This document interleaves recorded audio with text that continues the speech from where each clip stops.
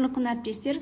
Мен бүгін сіздермен қазақ тілін өзге тілді аудиторияда оқытуда кездесетін тілдік кедергілерді жеңудің ең тиімді әдіс-тәсілдермен бөлісетін боламын. Сөз сандық ойыны. Жаңа тақырып бойынша сөздер қобдишаға салынып, оқушылар оларды сөздік KZ немесе сөздік қор сайттар арқылы аударып, мағынасын анықтап, сөйлемдер құрастырады. Бұл әдіс оқушылардың сөздік қорын байытуға септігін тигізеді. Автор үні ойыны. Жасанды интеллект көмегімен оқушыларға тақырыпқа байланысты автордың арнайы нұсқауы жолданады.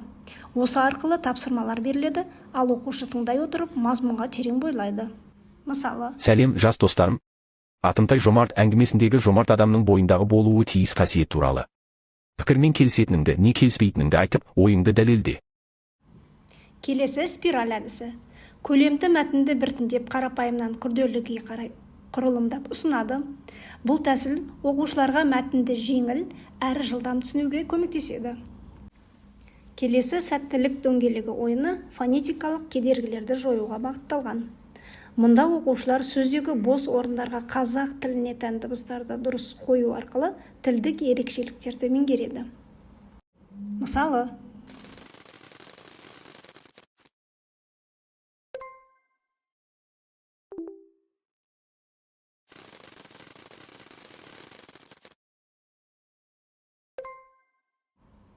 келесі суреттер сөйлейді әдісінде оқушыларға суреттер ұсынылады. Олар сол суреттердің сабақ тақырыбымен байланысын табуға тырысады. Бұл логикалық ойлау мен талдау қабілетін дамытуға бағытталған. Голограмма әдісі бұл заманауи тәсіл.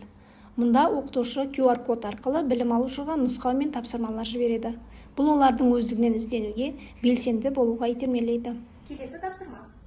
63-ші беттегі 4-ші тапсырмадағы мәтінді мұқият оқимыз.